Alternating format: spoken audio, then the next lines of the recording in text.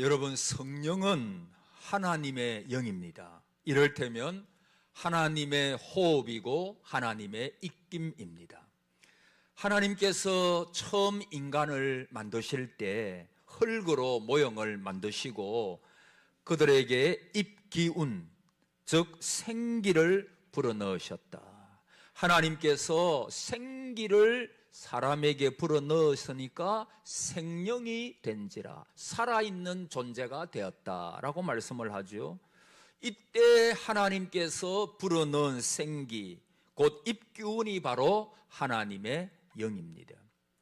또 성령을 가리켜서 하나님의 숨결이라 그렇게 말을 합니다. 즉 하나님의 내면의 소리예요. 우리들이 하나님 앞에 조용히 그리고 진지하게 묵상할 때 깊은 기도 속에서 들려오는 하나님의 숨결을 듣고 느낄 수가 있습니다. 이것을 하나님과의 영적인 교류, 하나님과의 영적인 교통이라고 말합니다. 우리 신앙인들은 모두 이 영적인 교통에 의하여 하나님과 깊은 교제를 하면서 살아가죠. 자, 오늘 본문에 보니까 이 하나님의 영, 성령님께서 강림하셨다라고 말합니다. 저자들은 주님께서 성천하신 다음에 예수님께서 말씀하신 그것을 기억하고 마가다락방에 내려갔죠. 그리고 그 마가다락방에서 전혀 기도에 힘을 쓰다가 열흘 만에 성령께서 그곳에 임하셨어요. 그리고 교회가 시작되었습니다. 교회가 시작될 때 성령님께서 임하심으로 하나님의 교회가 시작됐어요. 여러분, 우리 동산교회도 오래전에 이제 시작이 되고 개척이 되었죠. 그때 동일하게 오순절 마가 다락방에 임하셨던 성령님께서 우리 교회 가운데 임하셨어요. 그래서 교회는 성령의 전이라. 한번 따라해 보실래요? 성령의 전. 네, 뭐가요? 교회가. 교회는 성령님께서, 여러분의 몸도 성령님께서 거하심으로 성령의 전이고, 이 교회도 성령님께서 거하시는 교회, 성령의 전이라 그렇게 말씀할 수가 있습니다.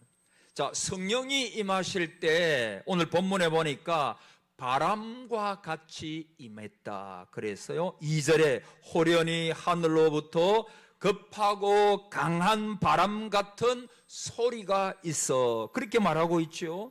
여러분, 성령님께서 마가다락방의 소리가 마치 바람이 불어오는 것처럼 그렇게 임했다. 바람같이, 바람처럼 임했다 그렇게 말하고 있어요. 여러분, 그렇다고 해서 성령님이 바람이다 그 말은 아니에요. 바람같이 임했다 그랬죠. 마치 성령님께서 임하시는 모습이 바람이 불어오는 것과 같은 모습으로 그 모인 사람들 위에 임하였다라고 하는 것입니다. 여러분, 그럼 왜 성령님께서 바람같이 임하셨을까요? 거기에도 이유가 있을 거예요. 그것은 바람은 보이지 않아요. 여러분, 바람은 보이지 않지만은 바람이 불어올 때, 그것이 잔잔한 바람이든 아니면 강한 바람이든 간에 바람이 불어올 때 우리의 눈으로 볼 수는 없어요. 그러나 우리가 느껴요. 그리고 바람이 불 때 우리는 바람 소리를 들어요. 그것을 보고 지금 바람이 불구나 그렇게 말하는 거죠. 여러분, 오늘도 교회 오실 때 저도 올라올 때 센 바람은 아니지만은 바람이 불어왔어요. 그래서 제가 기도하기를 오늘 설교를 생각하면서 하나님, 이 바람이 오늘 성령의 바람이 우리 교회 가운데 불게 해 주시옵소서. 그런 기도가 나왔어요. 한 분 한 분 마음속에 성령의 바람, 우리 눈에는 보이지는 않아요. 그러나 바람은 느낄 수 있잖아요. 그걸 느낄 수, 바람 소리를 들을 수 있잖아요.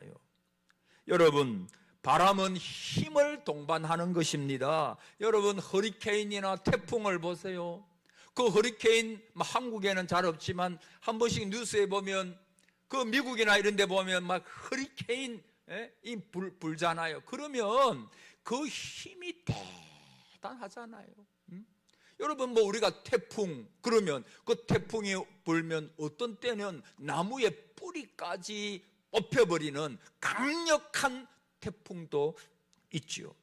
여러분 마찬가지로 성령님이 임하면 거기에 힘을 동반하는 것입니다. 어떤 힘이에요? 3,000명이 회개하고 주님께로 돌이키는 힘. 여러분 베드로가 설교했지요. 그때 3,000명이 성령께서 역사하니까, 성령의 힘이 그 사람 한 분 한 분 속에 역사하니까 우리가 어찌할꼬 하면서 회개하는 역사가 일어났잖아요. 오늘 그 은혜가 있기를 축복합니다. 회개하는 역사, 마른 뼈들로 군대가 되게 하는 힘이잖아요. 에스겔 골짜기에 뭐가 보이느냐? 뼈들이 보인다. 나중에 이 뼈가 어떻게 됐어요? 에스겔아 명하니까 군대가 되었어요. 각처에서 막 뼈들이 이렇게 맞추어져 가는 소리가 들려요. 그리고 죽은 뼈였지만 나중에 보니까 하나님의 군대가 되는 놀라운 역사가 일어났잖아요. 성령이 임하면 죄인이 탄식하면서 돌아오는 그런 힘이 나타나게 돼요. 겁이 많던 사람들로 죽음을 이기게 만드는 그런 힘이 거기에 임하게 돼요. 사랑하는 성도 여러분, 그래서 성령님께서 한번 불고 한번 역사하기 시작하면 변화의 역사와 생명의 역사가 일어나게 돼요. 성령께서 바람처럼 임하셨다. 두 번째는 따라하세요. 불같이. 성령님께서 불의 혀같이 그랬잖아요. 불의 혀같이 임하셨어요. 3절에 마치 불의 혀처럼 갈라지는 것들이 그들에게 그 다음에 뭐죠? 보여. 불의 혀. 여러분 이것은 시각에 호소한 것인데, 불의 혀라고 하는 것은 불꽃을 말해요. 근데 이 불꽃이 그 사람들에게 보였어요. 막 불이 붙는데 불의 꽃이, 불의 혀처럼 불꽃이 막 각 사람들 위에 막 임하는 것입니다. 여러분 불은 태우는 거고 뜨겁게 하고 체질을 완전히 바꾸어 놓는 힘이 있지요. 그래서 아마 그 오순절 마가 다락방에서는 불의 혀처럼 불의 도가니가 되었을 거예요. 완전히 불바다가 되었을 것입니다. 거기에 모여있는 사람들이 뜨거웠을 거예요. 불로 그 불의 역사가 막 일어난 거죠. 그래서 그 사람들 체질과 마음과 심장이 모두 불로 달구어져 가지고 마음이 막 뜨거워졌어요. 여러분 성령이 임하면 뜨거워져요. 냉랭했던 영혼이 복음에 반응하게 되고, 하나님의 은혜가 임하니까 마음속에 뜨거움이 생겨요. 뜨거운 열정이 생겨요. 예배 속에도 하나님을 향한 뜨거운 열정이 생겨요. 오늘 우리 찬양대가 힘있게 찬양했잖아요. 이 찬양처럼 하나님을 높이고 하나님을 찬양하는 일에 여러분이 찬송하다가도 그 찬송 속에 하나님의 역사가 있고 내 마음속에 말로 닿을 수 없는 기쁨이 넘쳐나고 뜨거움이 넘쳐나는 거예요. 오늘 이 시간 성령의 불바다가 되기를 축복합니다. 저와 여러분의 마음속에 성령이 역사하셔서, 전에 말씀드렸잖아요. 김진홍 목사님이 정치범으로 옛날에 추운 겨울에 감옥에 갇혀 있다가 너무 추워가지고 성경에 불교 믿는 사람 말고 뜨거운 불화자, 불이 나오는 그 말씀을 찾다가 그 불을 찾는데, 그때 갑자기 성령께서 불로 역사하니까 자기가 춥지를 않았다 그러잖아요. 그 속에 완전히 막 난로처럼, 뜨거운 난로처럼 그냥 막 뜨거워졌다 그러잖아요. 실제적인 역사가 그 김 목사님이 계신 곳에 그곳에 나타났다 그러잖아요. 여러분, 성령이 임하니까 그곳에 있던 사람이 모두 녹아져서 하나가 되고, 여러분, 성령이 임하면 모두가 한마음 한뜻이 돼요. 언어의 장벽이 무너지면서 한 방언을 사용하게 됩니다. 인종의 장벽도 무너져서 하나의 공동체를 이루게 돼요. 여러분, 그 증거가 뭐냐 하면 방언입니다. 여러분, 방언을 구사하게 되는 것은 바로 성령님께서 임하셨다는 증거입니다. 뜨겁게 돼요. 여러분, 방언을 사모하시기를 바랍니다. 여러분, 방언은 좋은 거예요. 은사입니다. 사도 바울은 내가 방언을 더 말함으로 하나님께 감사한다 그랬어요. 방언하는 것을 금치 말라, 그렇게 말했지요. 사랑하는 성도 여러분, 오늘 성령이 임하니까 바람처럼 불처럼 성령이 임했어요. 몇 가지 결과가 있습니다. 조금 생각해 봅니다. 여러분, 성령이 임하니까 어떤 역사가 일어났냐 하면 변화의 역사가 나타나요. 사람이 변화됩니다. 첫째, 성령이 임하니까 따라합시다. 용기가 생깁니다. 뭐가 생겨요? 용기가 생겨요. 여러분, 14절에 보니까 1절은 안 왔지만 베드로가 11 사도와 함께 서서 소리를 높여 이르되. 여러분, 베드로는 얼마 전까지만 해도 다락문을 잠그고 두려워서 소리를 내지 못하던 사람이잖아요. 이들 모두에게는 내일이 불안해서 근심스럽게 앉아있던 사람들이었어요. 근데 이 베드로가 성령으로 충만하니까 사람들 앞에 서서 담대하게 복음을 전하고 외치는 사람으로 완전히 바꾸어져 버린 거예요. 옹졸하고 소심한 제자들이 모두 이렇게 용감한 사람으로 바뀌었어요. 그래서 성령이 임하면 수줍던 사람이 전도자로 변해요. 근심으로 가득 찼던 사람이 소망의 사람으로 바뀌어요. 오늘 여러분 근심을 가지고 주 앞에 나오실지라도 성령께서 강하게 저와 여러분 한 분 한 분을 터치하시면 이 절망 근심이 변하여 소망의 사람이 될 것입니다. 오늘 성령이 저와 여러분에게 강하게 임하시기를 바랍니다. 죽을까봐 두려워 떨던 사람이 죽음을 초월하는 사람으로 바뀌어져 버려요. 여러분, 제가 늘 말씀을 드렸잖아요. 어떻게 순교하나요? 무서워서 어떻게 순교합니까? 그 고난, 그것이 얼마나 무서워요. 핍박하고 고문하고 우리의 신앙의 선배님들이 어떻게 그것을 이기고 순교할 수 있나요?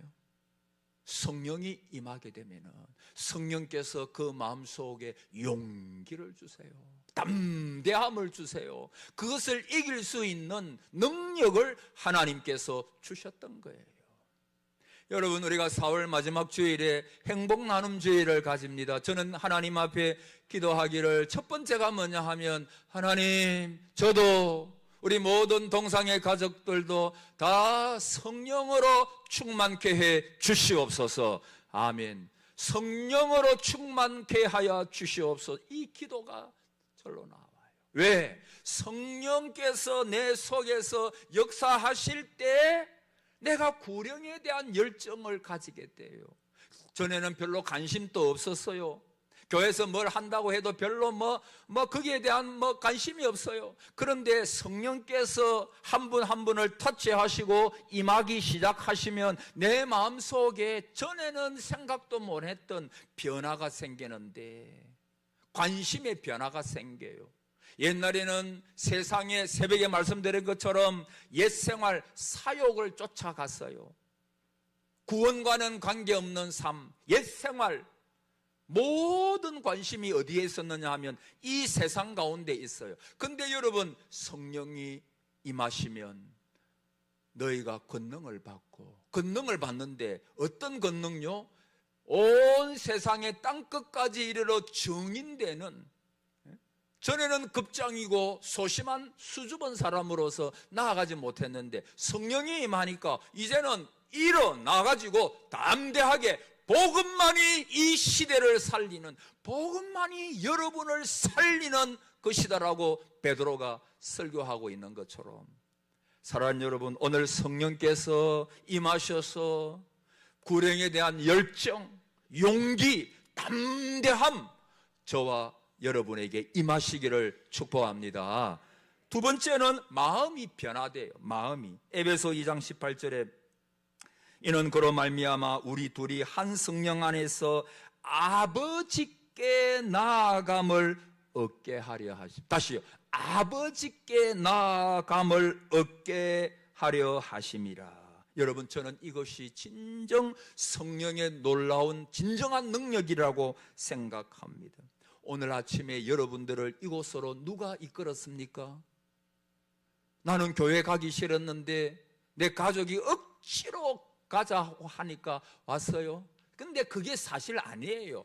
하나님께서, 다시요, 성령님께서 아버지 하나님께 마음을 나아감을, 여러분이 이 자리에 앉아 계신 거 성령님께서 역사하신 거예요. 믿음을 주신 것도 성령님께서 역사하신 거예요.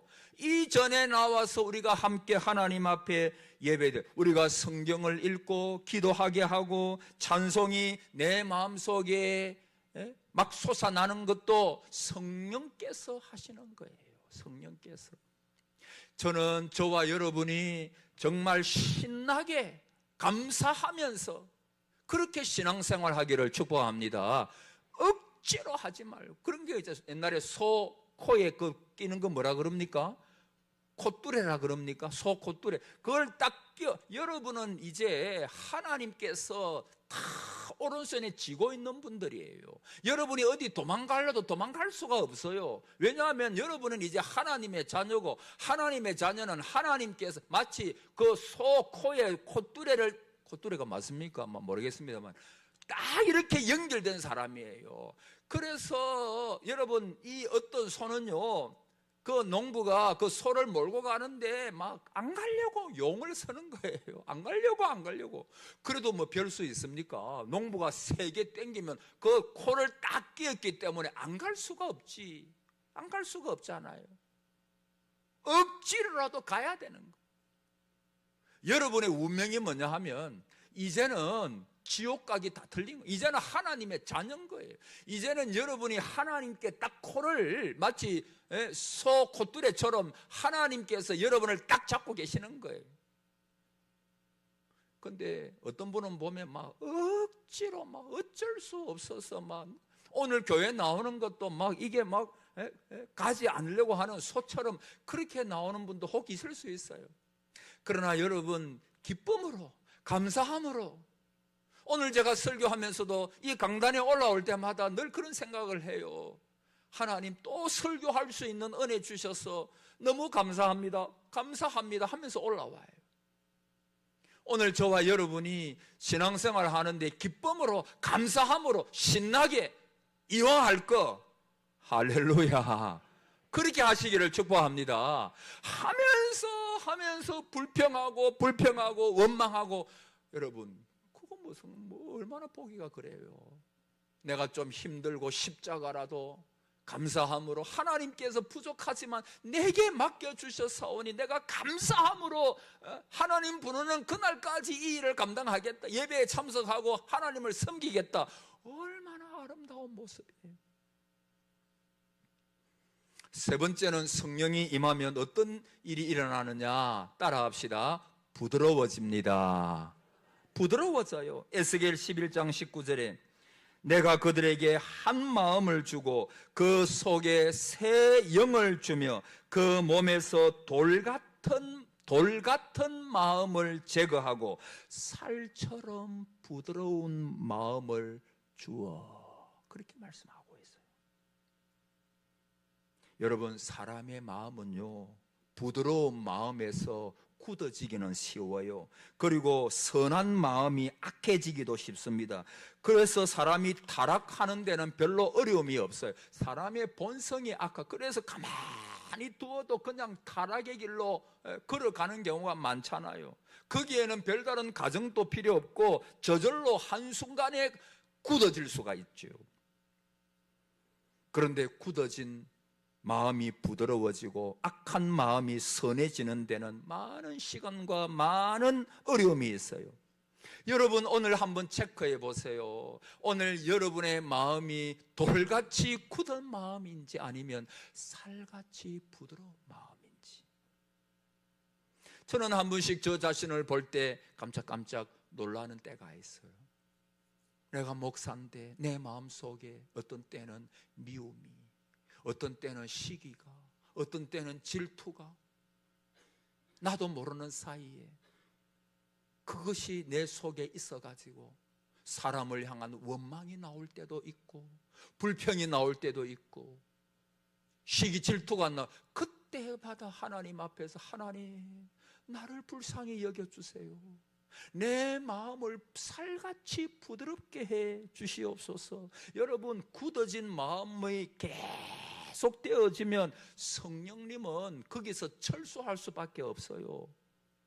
성령님께서 역사하지 아니하면 누구나 마음이 굳어져 버려요. 여러분의 마음이 부드럽습니까? 하나님의 축복이에요. 하나님의 은혜예요. 그것은 성령님께서 분명히 여러분들 마음속에 계시다는 증거예요. 오늘 동상의 모든 이 자리에 나오신 가족들이 다 이와 같은 마음이기를 축복합니다. 말씀을 받을 때 살 같은 마음으로 아멘, 아멘. 내가 저 말씀대로 한 가지라도 순종하면서 살아야지. 그리고 그 말씀이 아멘, 아멘 되어지면 여러분의 마음은 살같이 부드러운 마음이에요. 하나님께서 그렇게 만들어 주셨어요. 여러분, 우리가 손양원 목사님을 잘 알잖아요. 많이 알려진 거죠. 사랑의 원자탄이시죠. 그는 옛날에 공비에게, 간섭에게 두 아들을 희생당했죠. 손양원 목사님이 두 아들을 죽인 그 살인범을 목격하는 순간에 그 전기를 보면 손이 떨리고 온몸이 돌같이 굳어지더라는 거예요.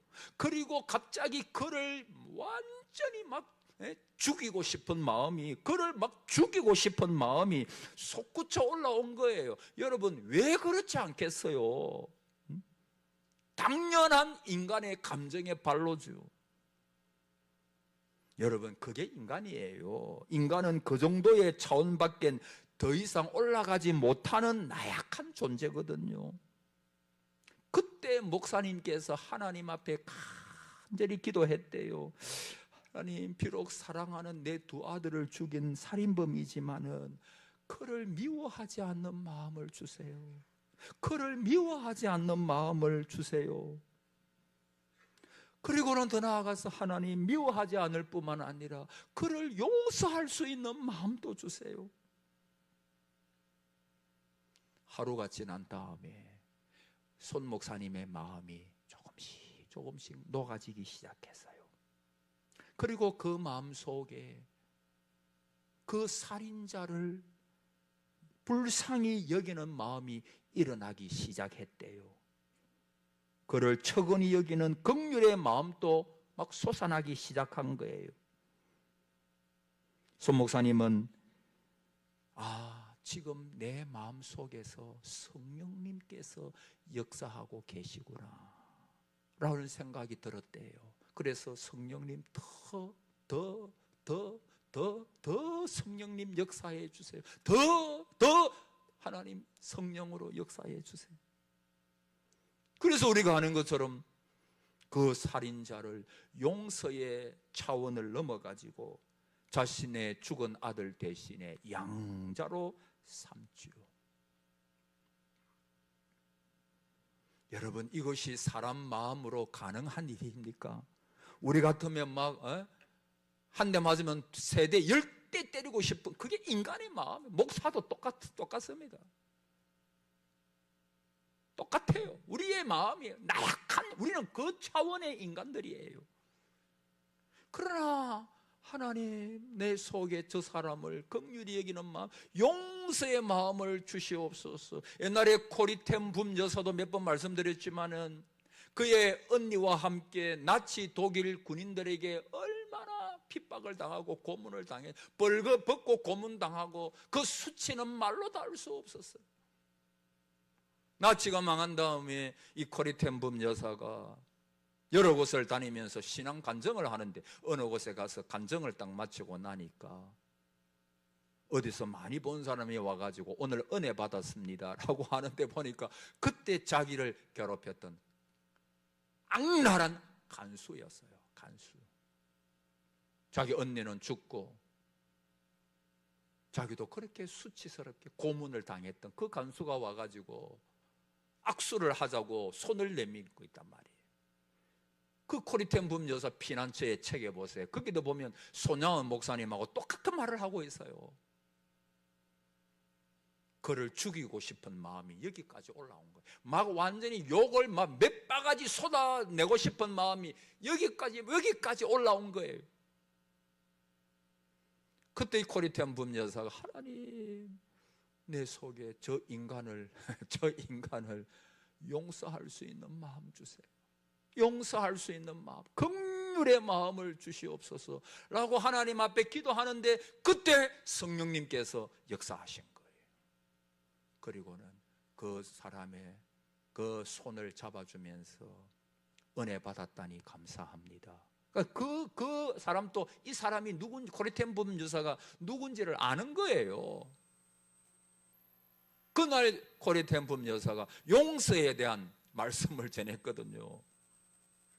그리고는 내가 그리스도 안에서 당신을 용서합니다. 용서를 했대요.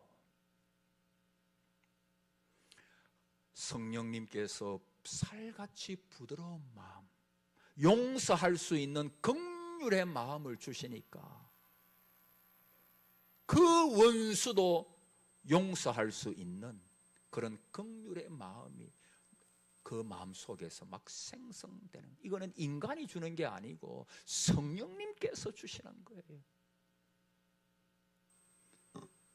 여러분 따라합시다. 원수는 없다. 원수가 없다. 여러분 저 원수는 여러분 우리 교회에 서로 원수가 없죠. 저 사람만 보면 내가 막 기분 나쁘다면 없어야 돼. 살 같은 마음. 오늘 이 시간에 하나님께서 살 같은 마음을 주시고, 성령은 능력이에요. 시간이 이제 한 30분 됐는데, 여러분 저도 목사가 어떤 꿈을 많이 꿀까요? 저도 이거 벌써 설교한 지가 오래됐거든요. 근데 목사는 요새도 그런 꿈을 꿉니다. 설교 준비 안 돼가지고 이 강단에 섰는데 성도님들은 기다리고 있는데 말씀이 준비가 안 된 거예요. 그래서 막 한마디도 못하고 성도님들은 있고 막 이런 꿈을 막 꾼다고. 어제도 밤에 갑자기 어떤 생각이 드는가 하면 사탄이 저한테 격동을 시켜가지고 자기 전에, 야 너가 말씀을 전한다고, 너가 오늘 말씀을 전할 때 성도님들이 그 말씀을 잘 듣겠냐 하면서 막 내 마음속에 막 겁을 주는 거예요. 그러니까 갑자기 그때 제 생각이, 아이고 내가 내일 말씀 전할 수 있겠나? 내가 어떻게 말씀을 전하지? 말씀 전하다가 혹 실수하지 않겠나? 막 이런 막 온갖 이상한 생각이, 그때는 어떻게 해야 됩니까? 에? 이 사탄아 물러가라. 한번 따라합시다. 예수의 이름으로 명하노니 이 사탄아 물러가라. 물러가라. 예수 보혈을 외쳐. 예수 보혈. 예수 보혈. 예수 보혈로 나를 덮어야 돼. 예수 보혈로 내 머리부터 발끝까지 성령이여 덮어 주옵소서. 강하고 담대하게 해 주옵소서. 그래서 아직까지도 그런 꿈도 꾸고 올라올 때도 어떤 때는 벌벌 떨면서 올라오는 때도 많아요. 저는 여러분 보시기에 태연하게 올라오는 것 같아요. 여러분 성령께서 역사해 주셔야 주의 일도 감당할 수 있는 것입니다. 여러분 오늘 이 시간 성령께서 저와 여러분의 마음속에 강하게 역사하시고 우리 교회 가운데 역사하셔서 성령의 능력이 나타나고 저와 여러분의 관심사가 변화되어지고 담대하게 복음을 전하는 그런 하나님의 사람이 되시기를 주의 이름으로 축복합니다.